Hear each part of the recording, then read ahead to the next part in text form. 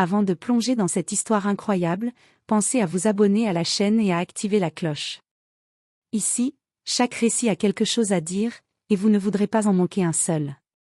Helena Matthews souriait en regardant Victor, son mari depuis 5 ans, installer la table pour le dîner. Elle pensait que leur vie était simple, paisible, mais heureuse. Chaque geste de Victor, chaque sourire échangé semblait confirmer que l'amour qu'ils partageaient était sincère.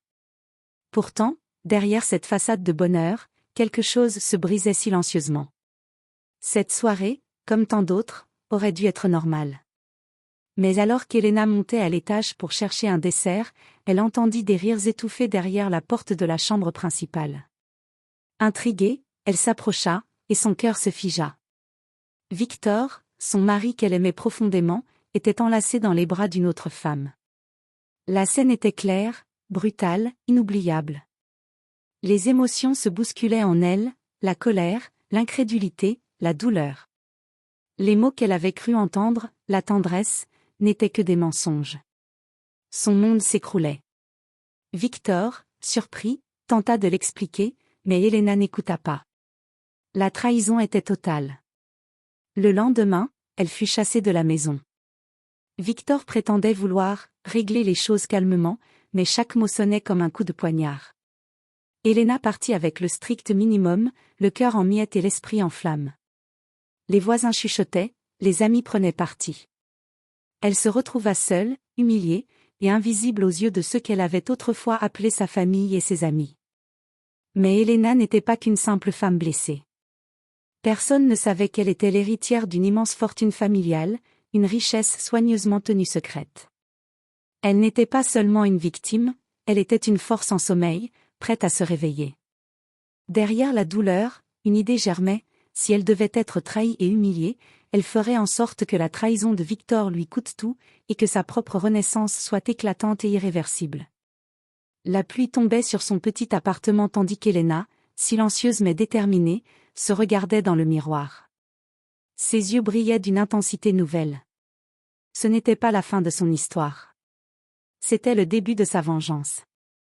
Helena s'installa dans son petit appartement, à peine assez grand pour contenir ses souvenirs brisés. Les meubles modestes, les murs nus, tout semblait rappeler son humiliation. Mais derrière ce décor minime, son esprit travaillait sans relâche. Chaque souvenir de trahison se transformait en plan, chaque larme nourrissait une détermination féroce. Elle savait que la colère impulsive ne suffirait pas. La véritable revanche exigeait intelligence, patience et stratégie. Helena commença par reconstruire son image. Elle changea sa garde-robe, choisit des vêtements élégants mais discrets, maîtrisa ses gestes, son allure, son regard. Elle voulait que le monde voie désormais une femme confiante, mystérieuse et puissante, mais sans révéler la richesse qui bouillonnait sous la surface. Chaque jour, elle s'informa sur le monde de la finance et des affaires. Helena contacta des mentors, suivit des cours en ligne et fit des recherches sur les entreprises où Victor avait des intérêts. Elle étudia ses faiblesses et ses alliances, identifiant les failles qu'elle pourrait exploiter plus tard. Dans le silence de son appartement, elle bâtissait patiemment une armure invisible autour de sa personnalité, une force que personne ne soupçonnait. Peu à peu, Helena devint Helena Sterling, un nom qui résonnait avec respect et élégance. Elle commença à assister à des événements professionnels, à se faire connaître dans les cercles influents de la ville. Ses manières calmes, son sourire mystérieux et sa confiance croissante attiraient l'attention. Personne ne se doutait qu'elle était la même femme que Victor avait humiliée et chassée. Mais sa transformation ne se limitait pas à l'apparence. Helena renforçait son réseau, se rapprochant de partenaires financiers, journalistes et entrepreneurs. Chaque contact était un atout pour son plan de vengeance. Son objectif était clair, elle ne se contenterait pas de montrer à Victor qu'elle avait survécu. Elle allait faire en sorte qu'il réalise, de la manière la plus humiliante possible, que sous-estimer Helena Matthews avait été sa plus grande erreur. Le soir, seule dans son appartement, Helena se regardait dans le miroir. Ses yeux, autrefois remplis de douleur, brillaient maintenant d'une lueur calculatrice. La femme trahie n'existait plus. Il ne restait que la femme qui allait reprendre tout ce qui lui avait été volé, et bien plus encore. Sous son nouveau nom, Helena Sterling, elle entra dans les cercles où le pouvoir et l'argent décidaient du destin des entreprises. Les soirées de gala, les conférences privées, les réunions stratégiques, tout cela devenait son terrain de jeu. Sa présence était discrète mais imposante. Son sourire calculé et son regard perçant laissaient deviner une intelligence rare, et très vite, son nom circulait parmi les investisseurs et entrepreneurs influents. Elena avait étudié Victor dans les moindres détails. Ses projets, ses alliances commerciales, ses partenaires de confiance, chaque pièce du puzzle devenait une arme potentielle. Avec soin, elle investit dans des entreprises concurrentes à celles de Victor, puis dans certaines de ces entreprises fragiles, en commençant à influencer des décisions clés à son avantage. Les premiers signes de perturbation apparurent. Des contrats qui semblaient solides échouaient mystérieusement, des partenaires se retiraient sans explication, et Victor commença à sentir que quelque chose échappait à son contrôle. Mais Elena ne voulait pas agir dans la précipitation. Chaque mouvement était calculé pour maximiser l'impact. Elle utilisait son influence subtilement, manipulant des alliances, semant le doute, mais toujours en gardant sa propre identité cachée. Victor la voyait comme une inconnue brillante dans le monde des affaires, jamais comme la femme qui l'avait trahi. En parallèle, Elena développait une image publique impeccable. Ses actions philanthropiques et ses investissements éthiques renforçaient sa réputation. Les médias commençaient à parler d'Elena Sterling comme d'une femme visionnaire et intègre. Tout le monde admirait son succès, ignorant qu'elle cachait une histoire de trahison, de douleur et de vengeance imminente. Chaque soir, lorsqu'elle fermait son ordinateur dans son appartement désormais élégant, Elena repensait à Victor et à la maîtresse qui avait détruit son mariage. Un sourire discret apparaissait sur ses lèvres. Il ne savait pas encore qu'ils jouaient sur son terrain, qu'ils étaient déjà les pions d'un jeu dont elle seule connaissait les règles. Et dans son esprit, une seule idée résonnait, bientôt, Victor comprendrait que sous-estimer Elena Matthews avait été sa plus grosse erreur. Victor Matthews pensait que tout allait bien dans ses affaires. Il était arrogant, sûr de lui, persuadé que personne ne pouvait menacer son empire. Mais sous son nez, Elena Sterling avait déjà infiltré ses sphères d'influence. Chaque décision qu'il prenait semblait désormais entachée d'erreurs inexplicables. Ses partenaires les plus fidèles commençaient à douter, certains retiraient leurs fonds ou reportaient des contrats. Elena n'attaquait jamais directement. Elle savait que la vengeance la plus puissante était subtile.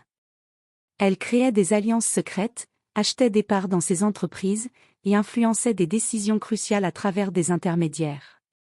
Chaque petit échec que Victor subissait était orchestré pour qu'il semble naturel, mais en réalité, il était le fruit du génie stratégique d'Elena. Parallèlement, sa réputation grandissait. Les médias commençaient à la présenter comme une entrepreneuse visionnaire et philanthropique, une femme qui savait transformer la douleur en force. Les journalistes mentionnaient son succès discret mais puissant, tandis que Victor, arrogant et aveugle, ne réalisait pas que la femme derrière ce succès était celle qui l'avait trahi. Un soir, lors d'une réunion cruciale avec ses investisseurs, Victor apprit que l'un de ses projets phares venait d'être annulé. Les partenaires, influencés subtilement par Elena, avaient décidé de retirer leur financement. La panique s'installa dans son équipe. Victor ne comprenait pas comment tout s'effondrait si soudainement. Chaque réunion qui suivait se transformait en désastre. Sa réputation de businessman invincible commençait à s'éroder, et la rumeur d'une mystérieuse femme influente derrière ces changements circulait déjà parmi ses concurrents. Elena, observant de loin, restait impassible. Sa vengeance n'était pas encore complète, mais la première phase était un succès total. Victor se débat, impuissant, tandis qu'elle savourait sa stratégie. La douleur qu'elle avait ressentie lorsqu'elle avait été trahie se transformait en satisfaction silencieuse. Victor comprenait enfin qu'il avait sous-estimé Elena Matthews.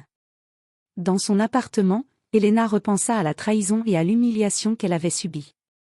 Son cœur, autrefois brisé, battait désormais avec une puissance calculée. Le moment de la confrontation publique approchait, et Victor allait bientôt découvrir que la femme qu'il avait crue faible était devenue un adversaire redoutable.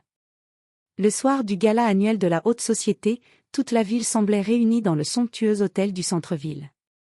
Victor Matthews, confiant comme toujours, admirait son reflet dans le cristal et les dorures, sûr de lui et persuadé que rien ne pouvait le surprendre. Mais il ignorait que la femme qu'il avait humiliée et chassée de sa vie était sur le point de réécrire l'histoire, sous le nom d'Elena Sterling. Lorsqu'Elena entra dans la salle, les murmures se propagèrent immédiatement. Élégante, magnétique, chaque mouvement mesurait la confiance et le pouvoir. Les invités la regardaient, captivés, fascinés par cette aura mystérieuse et imposante. Victor, à l'autre bout de la salle, sentit un frisson d'inquiétude inexplicable. Il ne la reconnaissait pas et c'était exactement ce qu'elle voulait.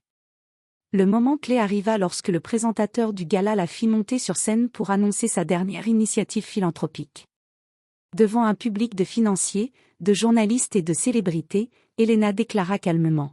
« Je suis Elena Matthews, et j'ai été trahie et humiliée par ceux en qui je faisais confiance. Mais aujourd'hui, je suis ici pour vous montrer que la véritable force ne se mesure pas seulement par l'argent ou le pouvoir, mais par la résilience et l'intelligence. » Un silence glacé tomba dans la salle. Victor pâlit, incapable de croire ce qu'il entendait. La maîtresse, assise à côté de lui, le regardait avec stupeur et peur. Les médias, présents, commencèrent à filmer, immortalisant chaque mot. Elena continua, révélant sa fortune, ses investissements, et comment elle avait discrètement pris le contrôle de certains projets de Victor, le laissant socialement et financièrement vulnérable.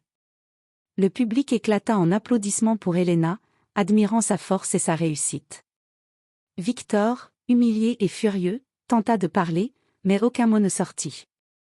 Il comprit enfin que la femme qu'il avait méprisée et chassée n'était plus celle qu'il croyait connaître.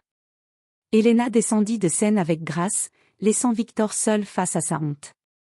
Elle n'avait pas seulement récupéré ce qui lui appartenait, mais avait prouvé au monde entier que sous-estimer une femme trahie pouvait coûter très cher. Sa vengeance n'était pas cruelle, mais parfaite, publique, calculée et irréversible. Les semaines qui suivirent le gala furent un tourbillon de nouvelles et de spéculations. Les médias parlaient partout d'Elena Matthews, alias Elena Sterling, la femme qui avait transformé sa douleur en puissance et humilié Victor Matthews devant le monde entier. Son nom devenait synonyme de réussite, de stratégie et de résilience. Victor, lui, n'arrivait plus à relever la tête. Ses partenaires financiers, ébranlés par les révélations publiques et les manœuvres d'Elena, se détournaient de lui. Ses dettes s'accumulaient, sa réputation était ruinée, et il était désormais la caution vivante d'un avertissement: jamais sous-estimer une femme qu'on a trahie. Elena, quant à elle, vivait pleinement sa renaissance. Elle investissait dans des projets qui l'inspiraient, créait des fondations pour aider ceux qui avaient été trahis ou opprimés, et savourait le fruit de son intelligence et de sa patience. Chaque victoire financière et sociale était une réponse silencieuse à l'humiliation qu'elle avait subie, et pourtant, elle agissait avec élégance et dignité. Un matin, alors qu'elle se promenait dans son luxueux bureau surplombant la ville, un message arriva: Victor demandait à la rencontrer. Mais Elena, maintenant maîtresse de sa vie et de son destin, sourit calmement. Elle n'avait plus besoin de se venger activement. Son triomphe était complet. Elle répondit simplement: Mon temps est précieux. J'ai déjà ce que vous n'aurez jamais, le respect, la force et la paix intérieure. Victor partit, humilié mais conscient qu'il ne pouvait plus rien contre elle. Elena, regardant la ville qui s'étendait sous ses pieds, comprit qu'elle avait transformé la trahison en triomphe, la douleur en puissance. Elle avait prouvé que la véritable victoire ne réside pas dans la destruction des autres, mais dans la reconstruction de soi-même. Et ainsi, Elena Matthews, autrefois blessée et chassée, devint une légende vivante de résilience et de force. Sa vengeance n'avait pas seulement corrigé une injustice personnelle, elle avait élevé sa vie à un niveau que Victor et tous ceux qui l'avaient sous-estimé ne pourraient jamais atteindre.